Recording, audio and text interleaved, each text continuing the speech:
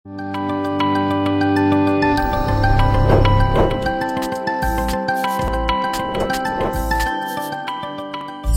saudara, kita akan masuk ke dalam khotbah hari ini. Kita ada di minggu yang ke-16, khotbah berseri The Gospel, eksposisi kitab Roma. Jadi kalau saudara belum mengikuti 15 khotbah sebelumnya, saudara bisa download app kami, Gibeon Church, di Google Play Store atau di iTunes.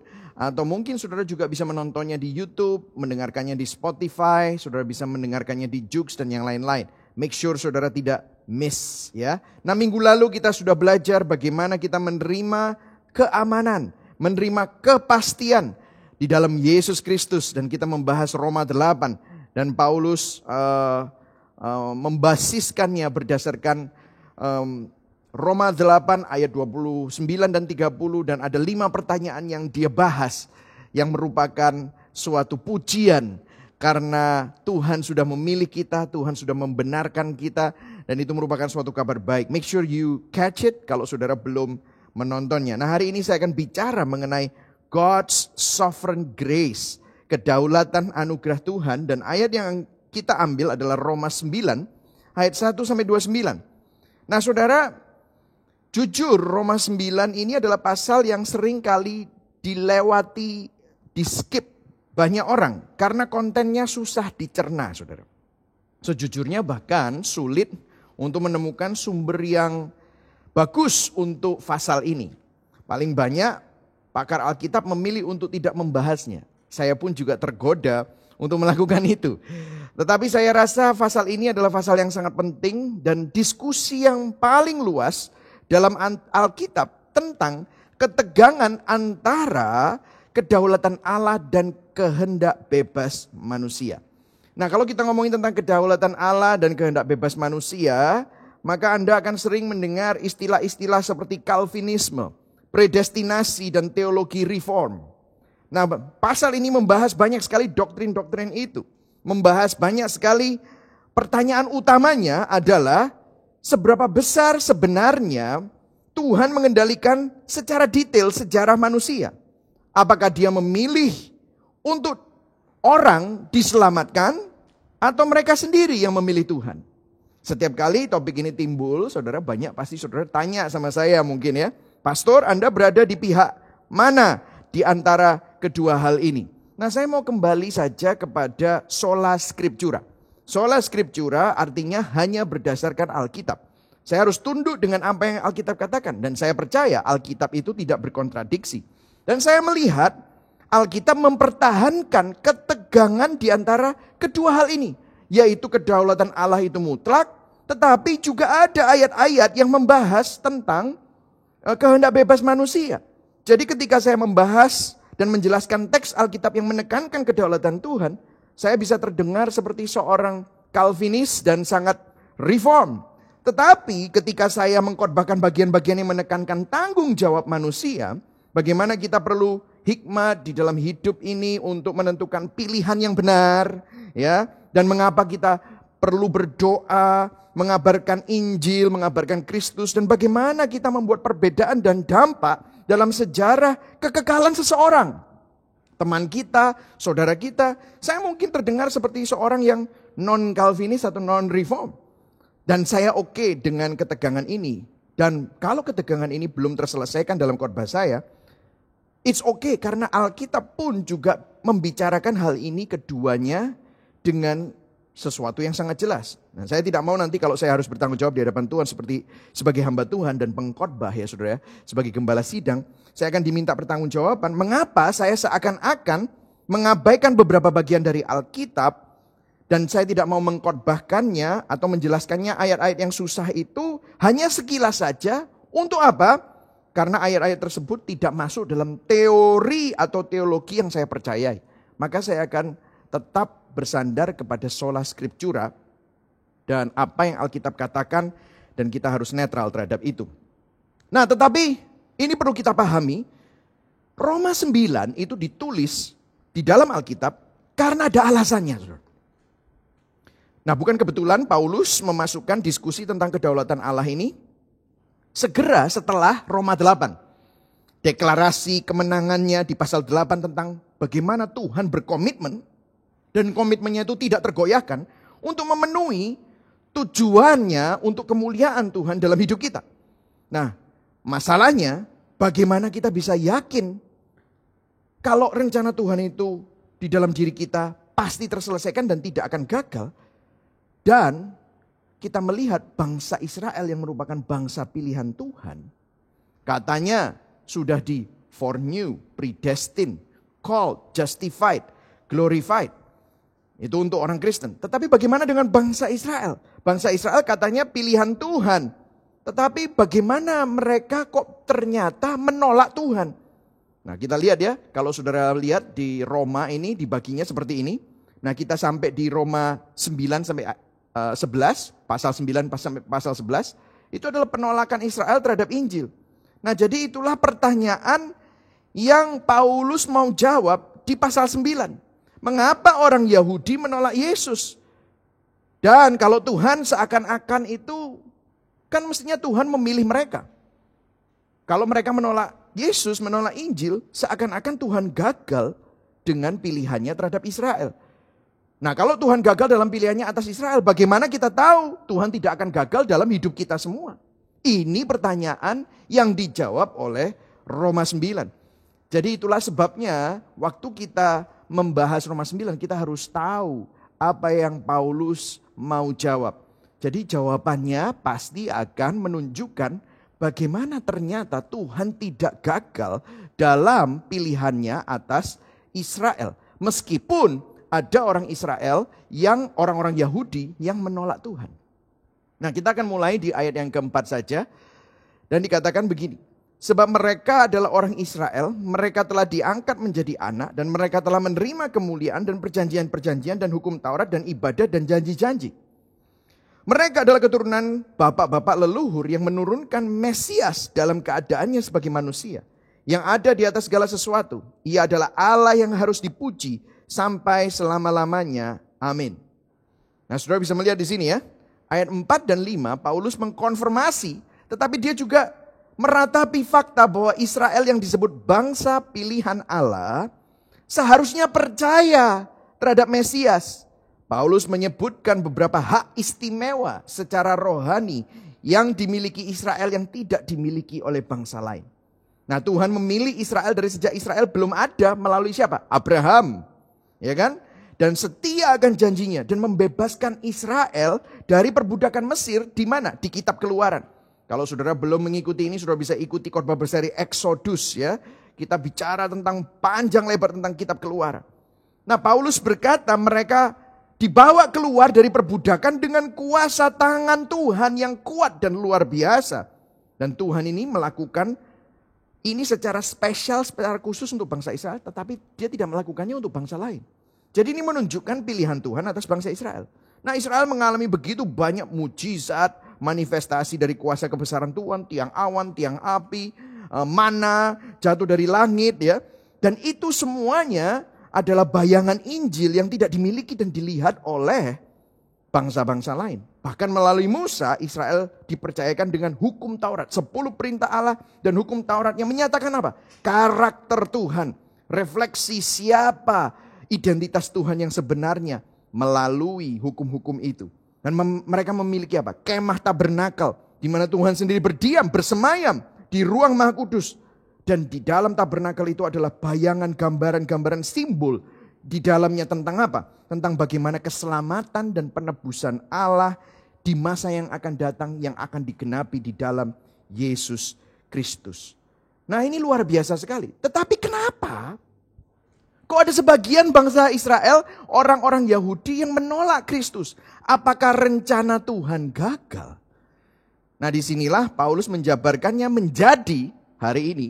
Kalau minggu lalu kita belajar 5 pertanyaan, hari ini Paulus menjabarkannya menjadi 4 pertanyaan. Dan kita akan membahas pertanyaan-pertanyaan itu dan kemudian saya akan memberikan beberapa kesimpulan, implikasi dan aplikasi kepada Anda untuk hidup kita yang sekarang. Nah, sekarang kita akan masuk di dalam pertanyaan yang pertama. Pertanyaan yang pertama adalah di ayat 6 sampai ayat 13. Nah, saya akan langsung saja masuk ke pertanyaannya. Apakah Tuhan gagal di dalam pilihannya dan menepati janjinya atas Israel? Tentu saja tidak. Nah, kita akan mulai dengan ayat 6-7 ya. Akan tetapi firman Tuhan tidak mungkin gagal. Sebab tidak semua orang yang berasal dari Israel adalah orang Israel. Dan juga tidak semua yang terhitung keturunan Abraham adalah anak Abraham. Tetapi yang berasal dari Ishak yang akan disebut keturunanmu. Nah, di sini di ayat 6 Paulus menjelaskan bahwa tidak setiap orang Yahudi yang lahir dalam ras etnik Israel adalah anggota dari Israel rohani yang sejati. Jadi maksudnya gak semua orang Israel itu adalah orang pilihan Allah. Nah, ini menjelaskan banyak sekali. Nah, ayat yang ke-8 dia jelaskan. Kenapa? Artinya bukan anak-anak menurut daging adalah anak-anak Allah. Tetapi anak-anak perjanjian yang disebut keturunan yang benar. Ayat 9. Sebab firman ini mengandung janji. Pada waktu seperti inilah aku akan datang dan Sarah akan mempunyai seorang anak laki-laki. Jadi Paulus menggunakan contoh. Contoh yang pertama. Abraham memiliki 2 anak laki-laki. Siapa itu? Ishak dan siapa? Ismail. Ishak mewakili anak perjanjian. Sedangkan yang satunya adalah anak yang terjadi menurut daging. Semua keturunan Abraham masuk ke dalam 2 kategori tersebut. Anak yang dilahirkan dalam daging. Anak yang merupakan janji Tuhan. Anak yang menerima janji Tuhan. Anak yang menolak janji Tuhan. Jadi dari sini kelihatan bahwa keturunan Abraham gak semuanya dipilih Allah. Jadi memang dari awal Tuhan memang memilih spesifik anak perjanjian. Dan bukan hanya itu saja, ayat yang ke-10. Dia mengambil contoh satu lagi. Tetapi bukan hanya itu saja. Lebih terang lagi ialah Ribka yang mengandung dari satu orang. Yaitu dari Ishak, bapa leluhur kita. Ayat 11. Sebab waktu anak-anak itu belum dilahirkan dan belum melakukan yang baik atau yang jahat. Supaya rencana Allah tentang pemilihannya diteguhkan. Bukan berdasarkan perbuatan. Tetapi berdasarkan panggilannya. Coba saudara garis bawah itu. Berdasarkan panggilannya. Bukan berdasarkan perbuatan. Dan kemudian ayat 12 dikatakan kepada Ribka. Anak yang tua akan menjadi hamba anak yang muda. Seperti ada tertulis. Aku mengasihi Yakub tetapi membenci Esau. Wow, di ayat 13 semakin jelas. Ishak memiliki 2 putra. Jadi Abraham punya Ishak, Ismail. Ismail tidak masuk perjanjian, Ishak masuk perjanjian. Ishak punya 2 anak. Ya, satunya Yakub, yang satunya Esau. Yakub ini malah karakternya orangnya licik, lihai, suka menipu, justru menerima janji Tuhan. Yang satunya Esau yang karena hawa nafsu juga menukarkan berkat kesulungannya dengan semangkuk sup kacang merah. Nah, itu. Kalau di dalam perjanjian baru, Esau ini merepresentasikan orang-orang Yahudi yang menolak janji penebusan Tuhan dan memilih hidup dalam hawa nafsu daging mereka. Nah, kedua tipe atau jenis orang ini selalu ada di Israel. Dalam kedaulatannya Tuhan tidak pernah memiliki hubungan foreknew, predestined, Ismail dan Esau. Jadi kata Paulus, apa yang dikatakan Paulus? Kita tidak bisa menyimpulkan bahwa penolakan orang Yahudi terhadap Yesus adalah bukti bahwa Tuhan bisa kehilangan umat pilihannya. Justru kebalikannya. Di dalam perjanjian lama Paulus membuktikan dari semula Tuhan tidak pernah gagal dan memang Tuhan tidak pernah mengenal Esau dan Ismail. Jadi yang dia kenal adalah Ishak, yang dia kenal adalah Yakub. Jadi ini yang menunjukkan bagaimana Tuhan ternyata tidak gagal di dalam pilihannya. Nah, kita masuk ke dalam pertanyaan kedua. Dalam pertanyaan kedua, apakah Tuhan tidak adil dalam memberikan belas kasihan? Seakan-akan, kenapa sih kok Tuhan milih-milih? Ya kan? Kenapa sih Tuhan gak mau Ismail sama Ishak, Yakub sama Esau, dipilih semua aja? Apakah Tuhan tidak adil dalam memberikan belas kasihan? Jawabannya tentu saja tidak. Ayat 14 ya. Ayat 14 kita akan masuk. Jika demikian. Jadi saudara ya, sebelum saya teruskan, saudara bisa bayangkan Rasul Paulus itu membayangkan penulisnya bertanya akan hal-hal yang bersambungan. Jadi mereka bertanya, oke, kalau saya dipilih, saya sudah dibenarkan, dipanggil dan dimuliakan. Tetapi buktinya mana? Bangsa Israel kok seperti ini? Ada yang dipilih, ada yang enggak. Katanya bangsa pilihan Allah. Maka Rasul Paulus menjelaskan, lihat di dalam bangsa Israel sendiri ada Ismail, ada Ishak. Anaknya Ishak sendiri, ada Yakub, ada Esau. Tetapi lihat, Esau tidak dipilih. Ismail tidak dipilih. Bukan berarti Tuhan gagal. Memang Tuhan mau memberikan belas kasihan dan memilihnya berdasarkan pilihannya, kedaulatannya. Nah, kemudian orang kan pasti bertanya, loh kalau gitu Tuhan gak adil dong. Nah ya kan saudara. Nah terus kemudian ayat 14 dikatakan, jika demikian apa yang hendak kita katakan? Apakah Allah tidak adil? Mustahil. Ayat 15, sebab ia berfirman kepada Musa, kita baca sama-sama yuk. Aku akan menaruh belas kasihan kepada siapa? Aku mau menaruh belas kasihan. Dan aku akan bermurah hati kepada siapa? Aku mau bermurah hati. Nah saudara, pertanyaannya di sini adalah, apakah Tuhan melakukan sesuatu yang salah dengan hanya menunjukkan belas kasihan kepada Yakub, hanya menunjukkan belas kasihan kepada Ishak dan tidak kepada Ismail dan Esau? God foreknew, predestined, mengenal Yakub. Tetapi Tuhan tidak melakukan itu bagi Esau. Nah mari kita coba tinjau sama-sama definisi belas kasihan. Nah Paulus menjelaskan yang namanya belas kasihan itu tidak ada muatan obligasi atau kewajiban. Misalnya ya, kalau ada orang yang di pinggir jalan mengemis minta-minta. Itu kan terserah saya mau memberikan belas kasihan atau tidak. Kalau saudara lewat, saudara bisa memberi belas kasihan. Tetapi apakah orang itu bisa protes kalau saudara tidak memberikan sedekah kepada dia? Tidak bisa. Kenapa? Tidak ada obligasi. Itu semua sukarela. Tidak ada kewajiban untuk melakukan itu. Of course, namanya belas kasihan kita memang disuruh untuk melakukan belas kasihan karena Tuhan sudah berbelas kasihan kepada kita yang diselamatkan. Jadi di dalam belas kasihan gak ada obligasi. Bahkan secara ontologi definisi belas kasihan adalah memberikan sesuatu yang tidak pantas untuk diberikan kepada kita. Artinya gini, kalau saudara menerima belas kasihan, kita menerima sesuatu yang kita tidak pantas terima.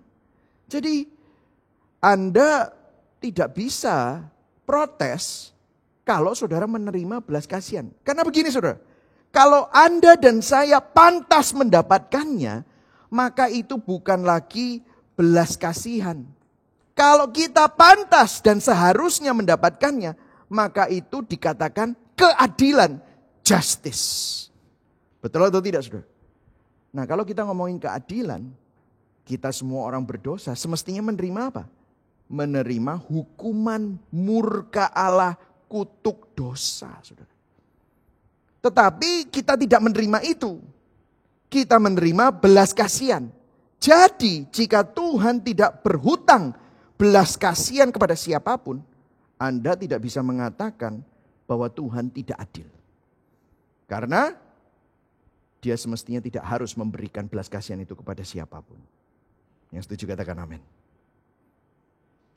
Tuhan tidak berhutang belas kasihan terhadap siapapun. Nah alasan Paulus ini seperti ini saudara. Apakah Anda mengatakan bahwa Tuhan berhutang keselamatan kepada seseorang? Bisa nggak? Tuhan berhutang keselamatan terhadap seseorang? Of course not. Siapa yang berdosa? Siapa yang berkhianat? Siapa yang memberontak? Siapa yang melanggar hukumnya? Manusia. Apakah Tuhan berhutang untuk menyelamatkan orang tersebut? Enggak. Dan jika dia tidak berhutang keselamatan kepada siapapun, maka dia bebas memberikannya kepada, saya kasih pilihan ya misalnya. Kalau Tuhan enggak berhutang, maka dia punya 3 pilihan sebenarnya. Dia bisa memberikan belas kasihan dan dalam keselamatan kepada apa? Semuanya. Betul ya? Semua orang.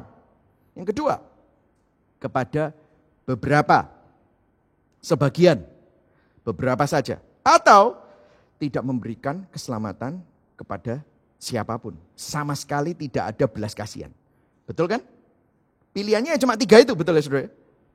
Nah faktanya, Tuhan tidak akan melakukan ketidakadilan dengan meninggalkan kita semua untuk binasa. Sebenarnya dia kalau mau memilih yang ketiga, tidak memberikan keselamatan kepada siapapun, itu dia bisa dan itu tetap dibilang dia adil 100%. Nah apa yang adil adalah bahwa kita semua dibiarkan dalam penghukuman kita. Itu kenapa? Karena itu pilihan kita sendiri. Kita berbuat dosa. Kalau sudah baca Roma 1 sampai Roma 3, kita sudah membahasnya di awal-awal, itu sudah menunjukkan bahwa kita itu ada di dalam kutuk dosa. Nah kalau kita sampai mampu untuk mengenal Allah, mengenal Kristus, dan mempunyai hubungan dengan Tuhan, itu adalah semata-mata karena apa? Kasih karunia. Yang setuju katakan amin. Itu merupakan kasih karunia. Jadi Paulus ingin meluruskan pandangan kita mengenai belas kasihan dan kasih karunia. Jadi kita nggak bisa protes kalau kita ngomongin tentang belas kasihan. Karena semestinya kalau ngomongin tentang apa yang pantas, kita semua semestinya dihukum. Kalau Tuhan memberikan belas kasihan, maka itu semestinya merupakan penerimaan tentang sesuatu yang kita tidak layak terima. Itulah kasih karunia. Nah John Stott, seorang teolog, dia berbicara begini. Cara Paulus membela keadilan Allah adalah dengan menyatakan belas kasihannya. Kedengarannya terbalik buat kita. Tetapi sebenarnya tidak. Paulus menunjukkan bahwa pertanyaan itu sendiri. Pertanyaan itu apakah Allah adil atau tidak. Pertanyaan itu sendiri salah dipahami. Karena dasar, dengarkan saya, dengarkan. John Stott bilang begini.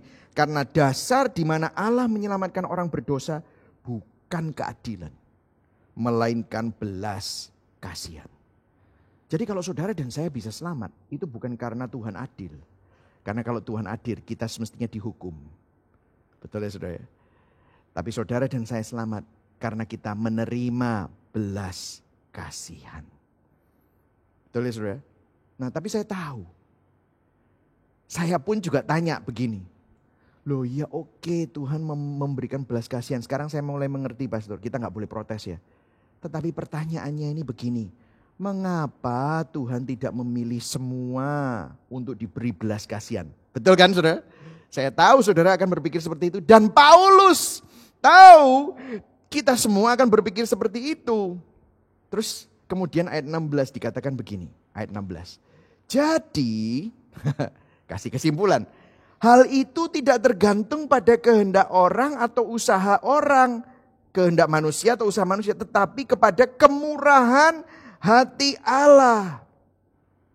Maksudnya begini saudara.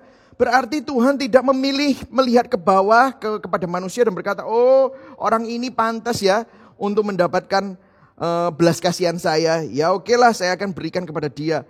Oh ini loh Michael Chris Dion ya, dia ganteng, tulus, pinter. Ya udahlah kita kasih belas kasihan ya. Oh gitu saudara. Oh ini orang ini nih, waduh orang ini nyebelin memang ya. Kurang, potensinya kurang. Udahlah kita tinggalkan. Gak seperti itu saudara. Atau mungkin saudara merasa aku kan potensinya lebih hebat daripada orang itu. Mestinya aku yang dapat belas kasihan. Atau kalau enggak kasihannya mereka gak dipilih, mereka sial. Gak ada satupun dari kita yang pantas untuk mendapatkan lebih daripada siapapun. Pilihan Tuhan untuk memberikan kepada kita adalah anugerah. Dan itu tidak pantas kita terima. Karena apa? Itu dari sang pencipta kepada ciptaan. Nah ciptaannya rusak. Dan ciptaan yang rusak ini mestinya dibinasakan. Tetapi pencipta memberikan anugerah. Jadi kesimpulannya, dengan demikian orang percaya tidak bisa merasa lebih hebat atau lebih unggul dari orang-orang yang tidak percaya.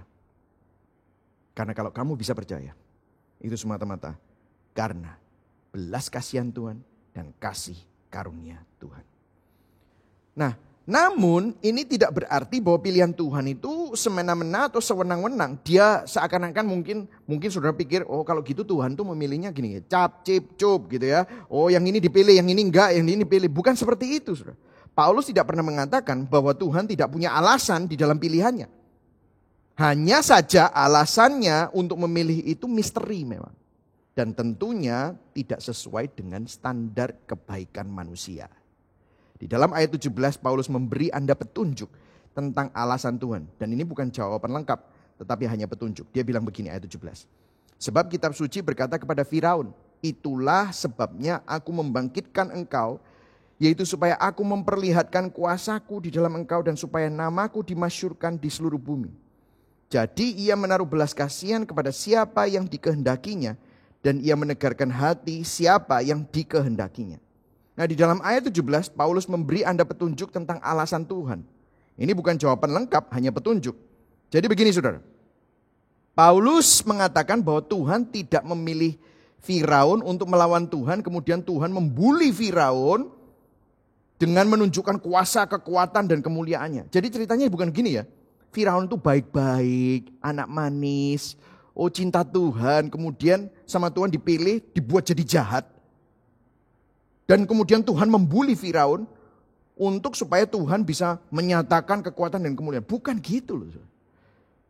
Nah penolakan Firaun akan Tuhan dan kekerasan hati Firaun itu dari awal sudah terjadi. Dan itu digunakan Tuhan untuk menunjukkan kuasanya atas kejahatan dan memberikan kesempatan kepada Tuhan untuk menunjukkan kasih-Nya untuk menyelamatkan umat Israel. Jadi begini saudara. Pertanyaan ini masuk ke pertanyaan ketiga. Apakah Tuhan dapat disalahkan saat meminta pertanggungjawaban atas dosa kita? Tentu saja tidak. Kenapa pertanyaan ini sangat penting?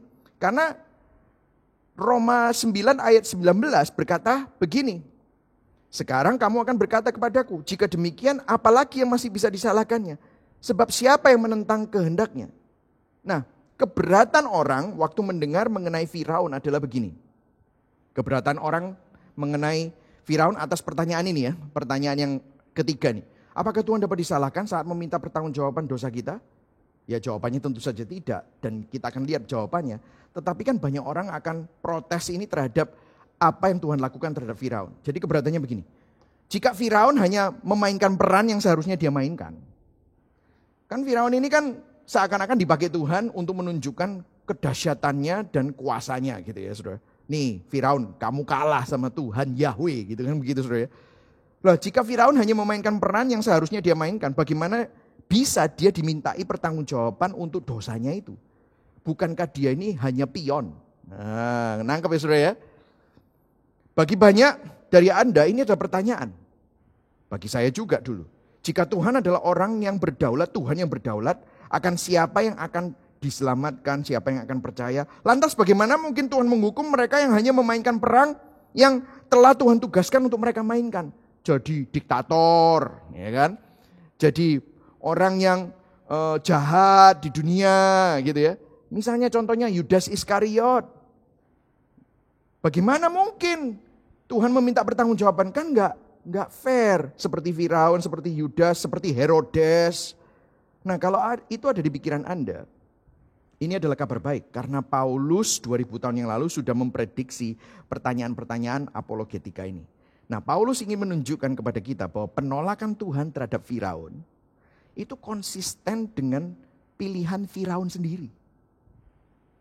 Pertama, Firaun dari awal memang sudah sombong, sudah penyembah berhala, jahat, kejam dan tidak berperi kemanusiaan. Dan itu terjadi turun-temurun. Masih ingat bapaknya Firaun? Membunuh semua bayi Ibrani.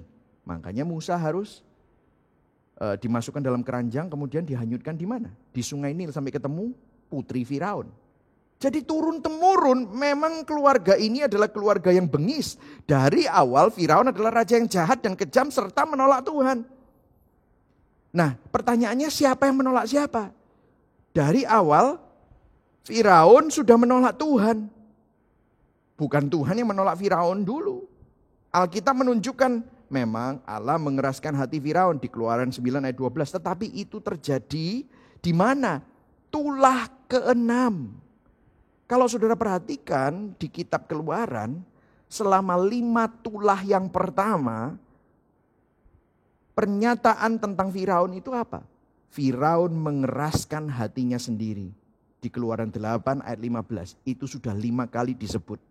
Akhirnya karena kekerasan hati Firaun, Tuhan mengeraskan hati Firaun. Setelah Firaun mengeraskan hatinya sendiri sebanyak 5 kali. Dan yang keenam, Tuhan mengeraskan hati Firaun. Jadi memang karena hati Firaun sudah keras, maka Tuhan memakai kekerasan hatinya untuk menunjukkan belas kasihannya kepada bangsa Israel. Jadi disinilah kedaulatan Tuhan ini dinyatakan. Intinya Tuhan tidak bisa disalahkan akan kekerasan hati Firaun. Itu adalah kesalahan dan penolakan dan kekerasan hati Firaun sendiri. Dan ini konsisten dengan cara penggambaran Alkitab mengenai penolakan suatu bangsa atau seseorang terhadap Tuhan. Contoh ya, ketika Yesus meratapi penolakan orang Yahudi terhadap dirinya sebagai Mesias, Sang Penyelamat yang sudah dinubuatkan oleh para nabi, dia berkata di Matius 23 ayat 37. Matius 23 ayat 37 dikatakan begini, Yerusalem, Yerusalem, engkau yang membunuh nabi-nabi dan melempari dengan batu orang-orang yang diutus kepadamu. Berkali-kali aku rindu mengumpulkan anak-anakmu. Ini kata Yesus. Sama seperti induk ayam yang mengumpulkan anak-anaknya di bawah sayapnya. Tetapi apa? Kamu tidak mau, saudara.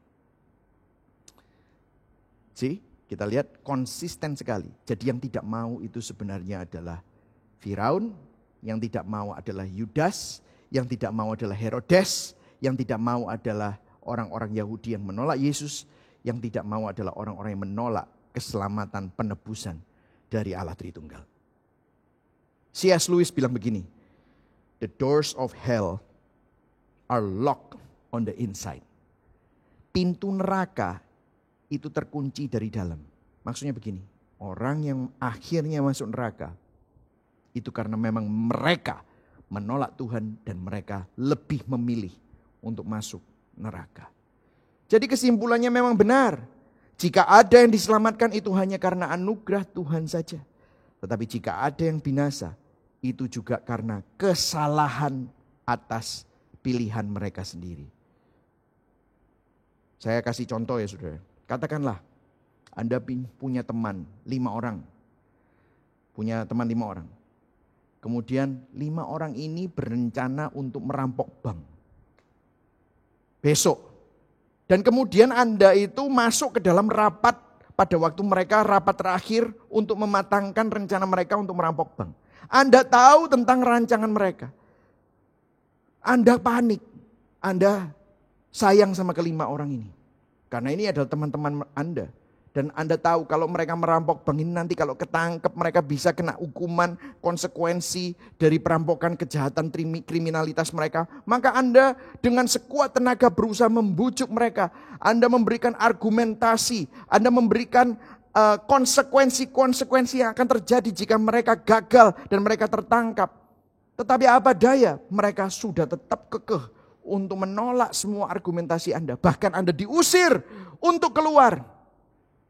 Dan ke-5 orang ini tetap mau merancangkan dan melakukan perampokan terhadap bank yang sudah direncanakan. Nah waktu mereka pulang dari tempat itu, karena Anda cuma 1 orang, maka Anda culik salah satu. Anda culik salah satu dan orang itu melawan karena dia tidak mau diculik.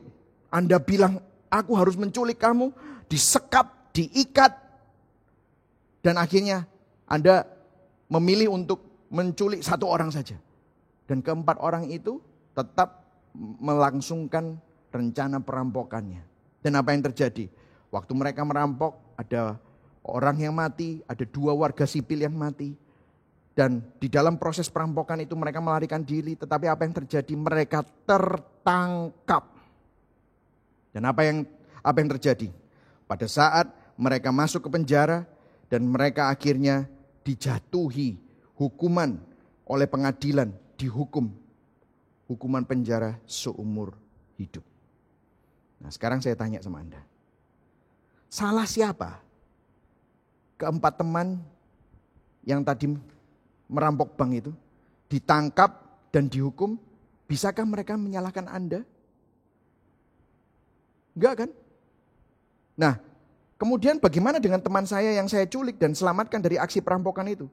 Di mana dia semestinya dipenjara, tetapi karena saya culik, sekarang dia tidak masuk penjara dan bebas merdeka. Bisakah dia berkata, oh aku enggak masuk penjara karena aku orang baik. Dengan kehendak bebasku aku menolak godaan untuk melakukan aksi perampokan. Enggak kan? Kalau dia sampai berkata begitu, itu adalah klaim yang absurd. Karena satu-satunya alasan dia tidak dipenjara, karena saya mencegahnya, saya meluputkannya, saya menyelamatkan dia, saya menculik dia dari tindakannya sendiri yang akan merampok bank dengan teman-temannya tadi. Teman-temannya dihukum. Apakah teman-temannya bisa menyalahkan saya? Kamu kok gak culik saya sih? Gitu. Kan itu goblok banget kan? Nah, itulah yang dimaksudkan oleh Rasul Paulus. Makanya C.S. Lewis bilang, pintu neraka terkunci dari dalam. Dr. D. James Kennedy, pencetus Evangelism Explosion, dia berkata begini, jadi mereka yang ke neraka tidak bisa menyalahkan siapapun selain diri mereka sendiri. Mereka yang ke surga tidak bisa memuji siapapun selain Yesus Kristus. Dengan demikian kita melihat bahwa keselamatan dari awal sampai akhir semuanya adalah kasih karunia. Yang setuju katakan amin. Bukankah ini merupakan kabar baik? Amin saudara. Pertanyaan yang keempat. Ini ayat 20-23. Artinya begini. Apakah pilihan Tuhan untuk tidak menyelamatkan semua orang tidak sesuai dengan kebaikannya? Tentu saja tidak. Mungkin saudara bilang gini. Loh, kalau Tuhan cuma hanya memilih sebagian, katanya Tuhan baik. Kenapa dia tidak milih semua? Nah, saudara ya. Apakah pilihan Tuhan untuk tidak menyelamatkan semua orang tidak sesuai dengan kebaikannya? Nah, saudara jujur ya. Saya boleh cerita, bertahun-tahun saya menggumuli ayat ini, pasal ini, dan mempertanyakan ini. Dan setiap kali saya harus tunduk kepada apa yang Alkitab katakan. Karena semua ini bukan berdasarkan teori manusia, tetapi adalah tulisan ayat Alkitab. Hanya luar biasa Rasul Paulus bisa menebak, bahkan mendengar keberatan banyak orang di pikirannya saat dia menulis surat ini. Karena banyak orang yang berpikir dan punya konsep begini. Kalau Allah itu baik, maka dia pasti akan menyelamatkan semua orang. Betul ya saudara? Mengapa Tuhan membiarkan seseorang binasa? Nah, kita coba lihat ya, ayat 20. Dikatakan, siapakah kamu hai manusia? Maka kamu membantah Allah. Dapatkah yang dibentuk berkata kepada yang membentuknya, mengapakah engkau membentuk aku demikian? Ayat 21, apakah tukang periuk tidak mempunyai hak atas tanah liatnya untuk membuat dari gumpal yang sama suatu benda untuk dipakai guna tujuan yang mulia dan suatu benda lain untuk dipakai guna tujuan yang biasa? Dengan kata lain, jika Tuhan menggunakan kehendak bebas manusia itu sendiri yang memang dari awal menolak dan memberontak kepada Tuhan, dan itu dipakai Tuhan untuk menunjukkan kemuliaannya, dapatkah salah satu dari kita menuduh Tuhan tidak adil? Wong itu memang maunya manusia itu kok.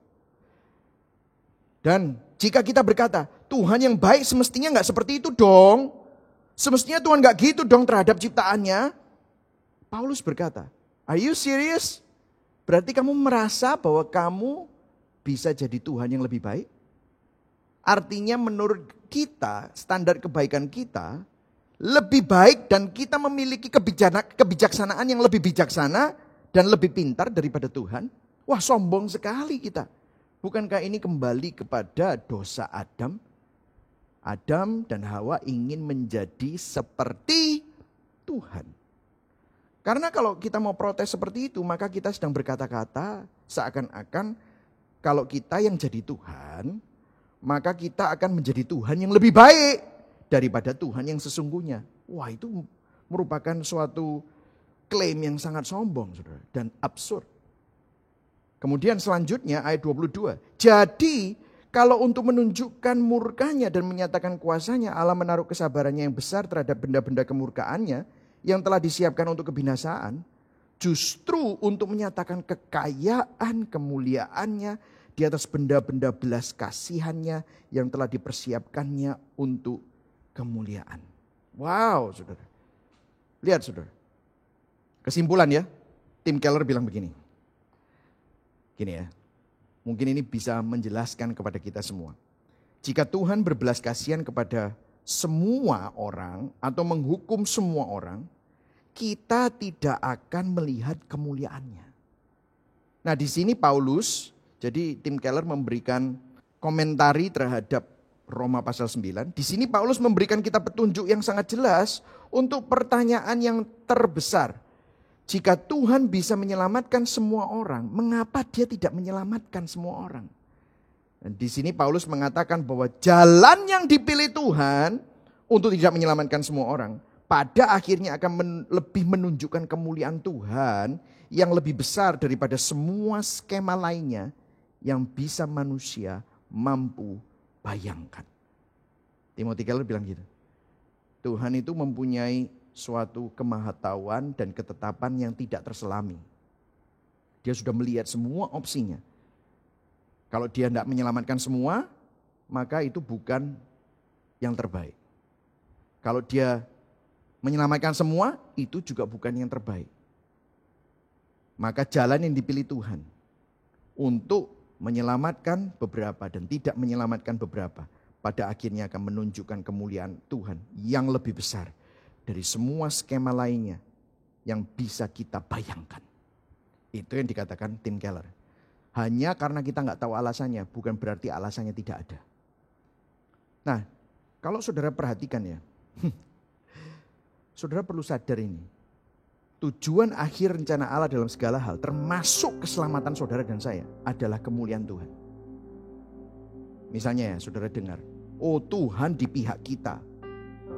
Siapa yang menjadi lawan kita? Amin. Tetapi dengarkan saya, Tuhan di pihak kita bukan untuk kita semata-mata. Tetapi Tuhan ada di pihak kita, karena itu adalah untuk kemuliaannya. Dengar saudara ya. Tuhan mengasihi kita bukan hanya untuk kita semata-mata. Karena tidak ada hal di dalam kita yang memikat Tuhan untuk dia mengasihi kita. Tuhan mengambil keputusan untuk mengasihi kita. Untuk apa? Untuk kemuliaannya.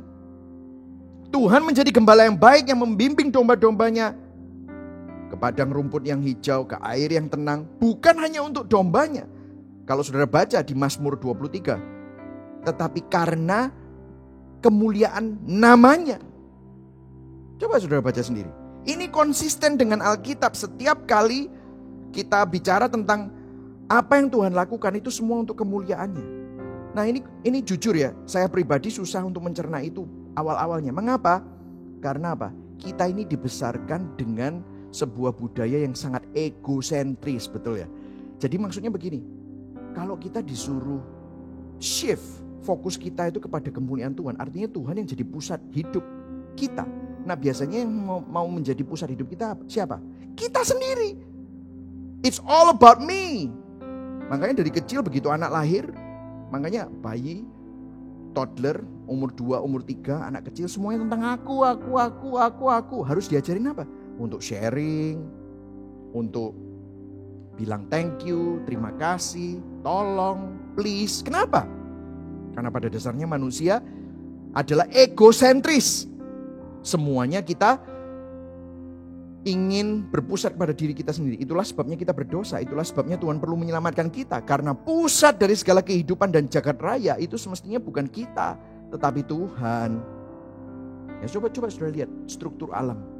Saudara lihat tiap kali kita melihat cahaya matahari pagi, pegunungan dengan segala pemandangannya, keindahan ciptaan Tuhan, itu mengacu dan merujuk kepada siapa? Kemuliaan Tuhan. Saudara pergi keluar malam hari, lihat ke atas, seluruh ciptaan dirancang, bintang-bintang di langit. Seakan-akan mereka semua berteriak, Tuhanlah yang jadi pusat dari segala sesuatu, bukan kita yang sangat kecil dan rentan. Saudara tahu kemuliaan Tuhan adalah kebaikan terbesar di alam semesta. Dan itu mungkin susah kita terima dan kita cerna karena kita bertumbuh dan berpikir dalam budaya yang sangat egosentris. oh you're special, you're unique, maka kita berpikir dunia berputar mengelilingi kita. Kita perlu bertobat, saudara. Kita perlu bertobat. Makanya firman Tuhan bilang sangkal diri. Di mana dunia berkata, oh kasihi dirimu sendiri. Firman Tuhan bilang sangkal diri. Dunia berkata percaya diri. Dunia bilang sangkal diri, percaya Yesus. Ini berkebalikan. Saudara tahu alasannya mengapa saat Tuhan menjadikan kemuliaannya menjadi tujuan utama. Itu sebenarnya adalah hal yang paling penuh kasih yang Tuhan bisa lakukan bagi kita. Itu benar-benar. Nah mungkin kalau saya masuk ke dalam hal itu, saya nggak punya waktu, itu mungkin khotbah yang lain.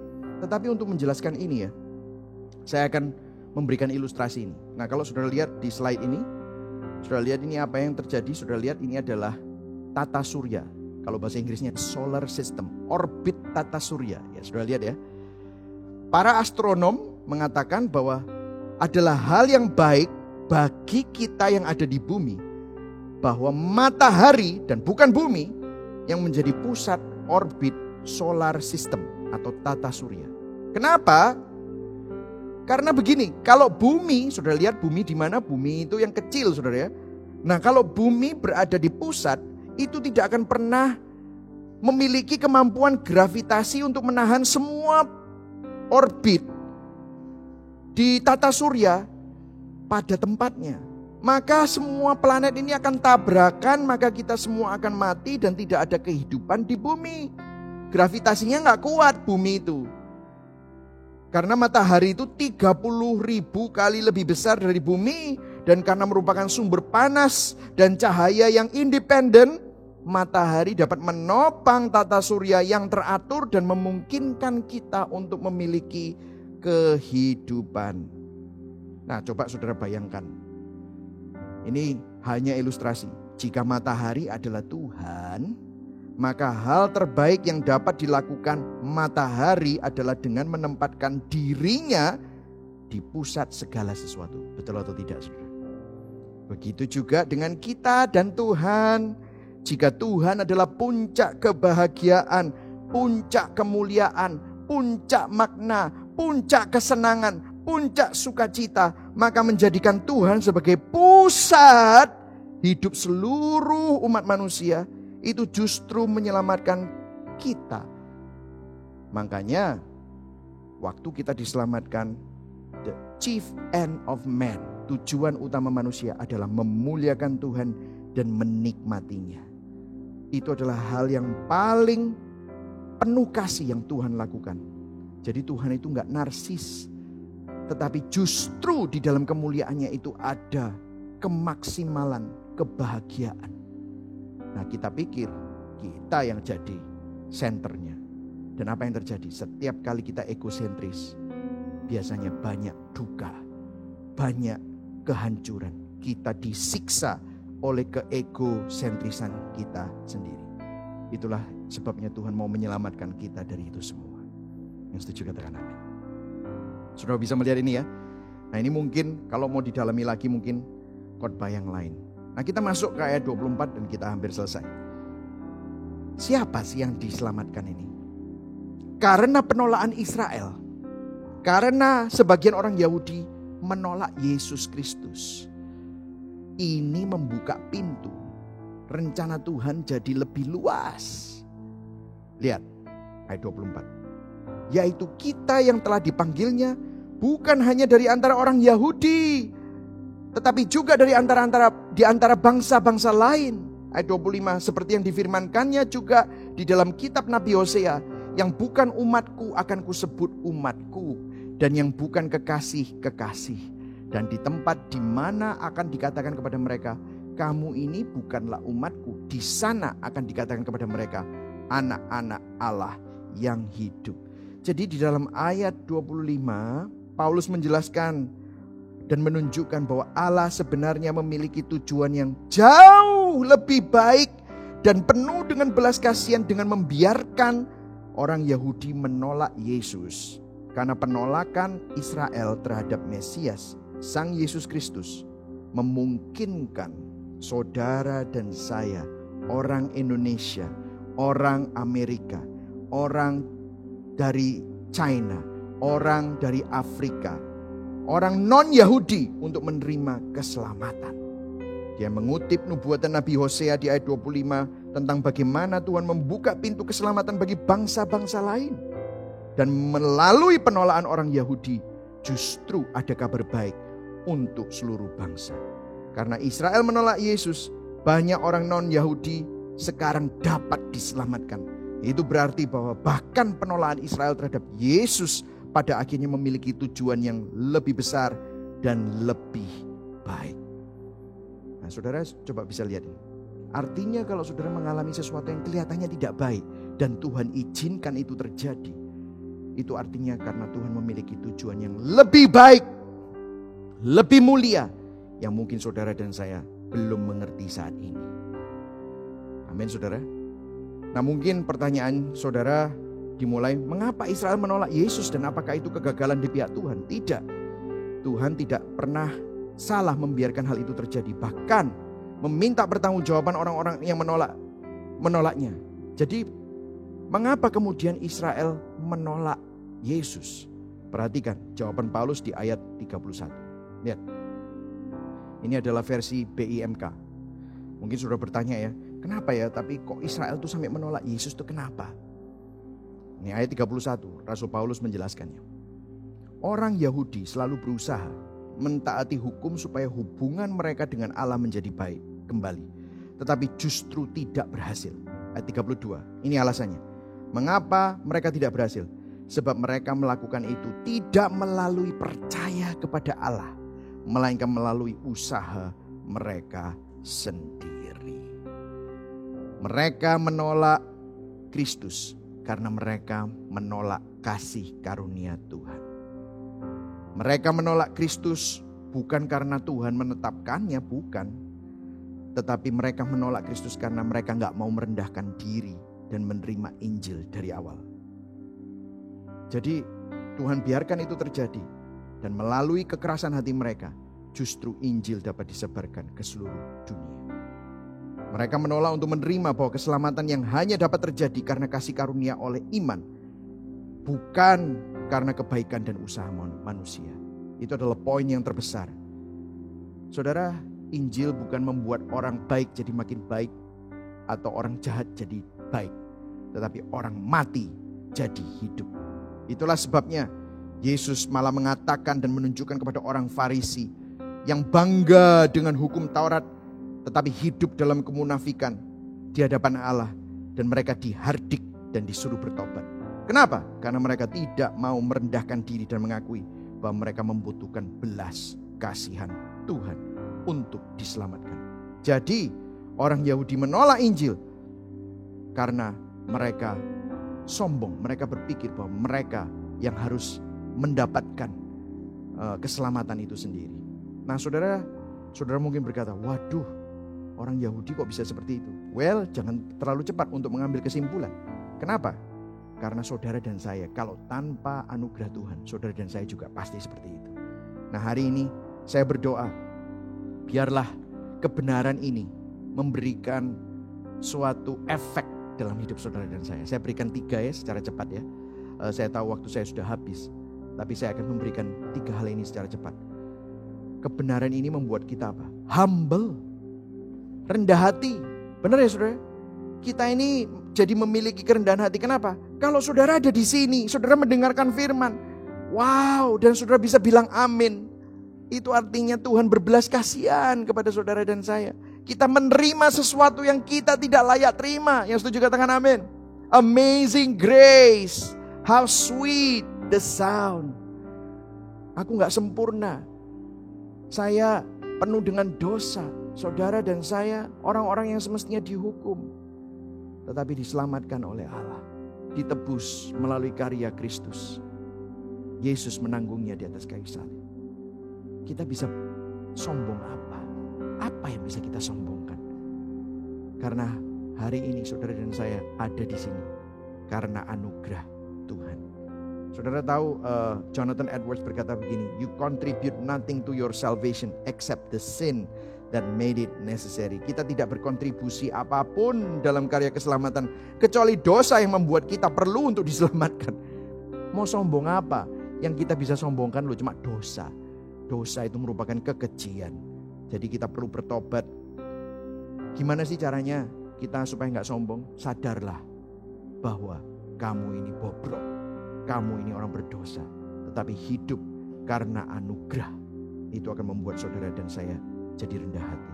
Yang kedua, ini membuat saudara ingin worship, menghidupi anugerah Tuhan. Saudara, waktu kita dengar kata-kata worship, seringkali kita pikirnya kita angkat tangan, memuji Tuhan di dalam gereja, nyanyi-nyanyi. Itu bukan worship, saudara. Ya, itu worship, bentuk worship. Tetapi worship yang sesungguhnya menyembah Tuhan, itu menghidupi anugerah Tuhan dalam kehidupan kita sehari-hari. Kolose 3 ayat 12-13. Karena itu sebagai apa? Kita baca sama-sama, orang-orang pilihan Allah yang dikuduskan, dikasihi dan dikasihinya. Kenakanlah apa? Belas kasihan, kemurahan, kerendahan hati, kelemah lembutan, kesabaran. Bukankah ini semua buah roh? Sabarlah kamu seorang terhadap yang lain, ampunilah seorang akan yang lain apabila yang seorang menaruh dendam terhadap yang lain, sama seperti Tuhan telah mengampuni kamu, kamu perbuat jugalah demikian. Ini worship. Worship ya ini. Kita menghidupi anugerah yang kita terima. Hidup ini titipan. Semua yang kita miliki ini titipan. Istri, suami, anak-anak itu dititipkan Tuhan. Kesempatan itu diberikan Tuhan. Untuk apa? Menjadi kesempatan kita untuk memuliakan Dia. Hidup kita bukan yang kita lagi, tetapi Kristus yang tinggal di dalam kita. Yang setuju katakan amin. Dan yang terakhir, jadi saudara punya kerendahan hati. Saudara sadar hidupmu ini adalah titipan. Saudara sadar bahwa hidupmu itu untuk kemuliaan Tuhan. Sehingga saudara mau memuliakan Tuhan, menyembah Tuhan dengan apapun yang saudara miliki. Dengan waktu saudara, dengan sumber daya yang saudara miliki. Harta saudara, energi saudara. Begitu banyak orang yang meninggal akhir-akhir ini. Hidup begitu pendek. Apa yang akan kita lakukan dalam waktu yang singkat? Manusia hidup seperti bunga. Hari ini ada dan kelihatannya indah. Besok bisa tidak ada. Biarlah kita worship. Dan kemudian kita punya apa? Hope. Pengharapan di dalam Injil. Saudara, kalau saudara dan saya bisa ya memberikan hadiah yang terbesar untuk orang-orang yang kita kasihi, teman-teman saudara. Doakan mereka supaya mereka bertobat dan menerima keselamatan. Saudara, firman Tuhan itu berbicara bahwa domba-dombaku mendengar suaraku. Yesus berkata begitu. Artinya kalau kita mengumandangkan suara sang gembala, kalau dia adalah domba, maka dia akan respon. Apakah dia respon atau tidak atau menolak, itu bukan urusan kita. Tetapi kita terus kumandangkan suara sang gembala. Saudara dan saya memiliki keselamatan. Kenapa? Karena waktu saudara mendengar Injil, saudara meresponinya. Sehingga saudara dapat berkata, yes, I need a savior. Saya butuh penyelamat. Dan disitulah saudara dilahirkan baru. Nah, ini luar biasa saudara. Kita punya hope in the gospel, pengharapan di dalam Injil. Ada sebuah cerita di Kisah Para Rasul 16 ayat 14. Seseorang perempuan yang namanya Lydia. Dia mendengarkan Paulus. Ia seorang penjual kain ungu dari kota Tiatira yang beribadah kepada Allah. Lihat, Tuhan membuka hatinya sehingga ia memperhatikan apa yang dikatakan oleh Paulus. Saudara, kalau hari ini saudara punya kesempatan untuk memberitakan Injil, beritakan Injil. Masalah orang tersebut respon atau tidak, biarlah Tuhan membuka hati orang tersebut. Kalau hari ini saudara mendengar khotbah ini, Anda belum percaya Kristus, Anda hanya simpatisan, Anda belum pernah membuka hatimu. Hari ini kalau sudah tergugah, Tuhan sedang membuka hati saudara. Tuhan memilih saudara. Tuhan mau menyelamatkan saudara. Biarlah di waktu-waktu ini Roma 9 ini menjadi kekuatan bagi kita.